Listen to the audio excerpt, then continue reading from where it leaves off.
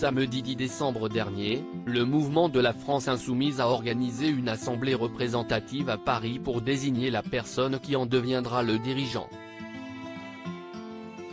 Sans élection, c'est Manuel Bompard qui a été sélectionné. De quoi provoquer la colère de certains membres du parti, qui ont été tenus à l'écart de la nouvelle direction de LFI.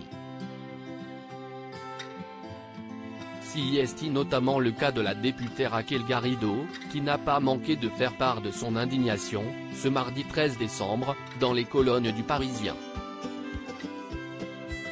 La femme politique de 48 ans et compagne d'Alexis Corbière a déploré une mise sur le banc de touche. Cette proposition est très décevante. Les militants voulaient plus d'espace au sein de LFI, a-t-elle d'abord précisé, en expliquant ce qui l'agace. Au final, on se retrouve avec une direction qui choisit de bons exécutants et on exclut la possibilité que les militants puissent délibérer et que les figures populaires fassent entendre leur voix. Raquel Garrido a ensuite, auprès de nos confrères, mis en lumière le fait que tous les autres partis sont en train de désigner les chefs démocratiquement tandis que ce n'est pas le cas de la France Insoumise.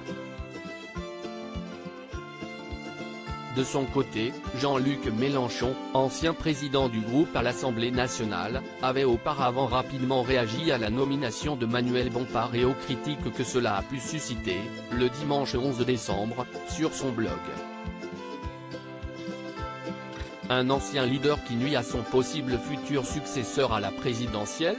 Dans l'une de ses notes, l'homme politique de 71 ans avait tenté de mettre fin aux polémiques éclatant au sein même de ses troupes, en estimant qu'il n'y avait pas eu de faveur du prince, ni de neutralisation de pouvoir de nuisance dans cette composition.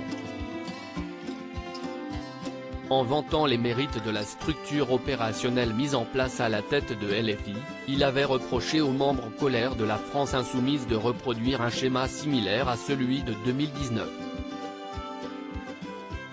La dernière fois déjà, la même difficulté pour les anciens d'admettre les nouveaux et la même angoisse de perdre de la lumière médiatique à leur profit, a-t-il écrit.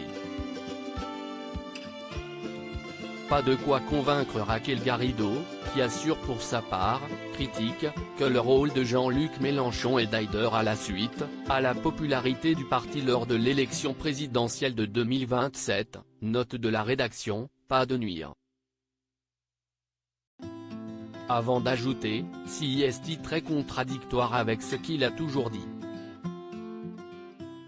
Article écrit avec la collaboration de 6 médias Crédit Photo, Stéphane Caillet Panoramique.